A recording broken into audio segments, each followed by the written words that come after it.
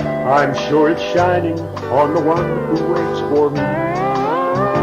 On the banks of the Cimarron River, where I met my little Rose of Cherokee. Her black hair glistened in the silvery moonlight as her warm eyes turned so pleadingly to me. I held her in my arms and softly whispered, "You will always be my Rose of Cherokee."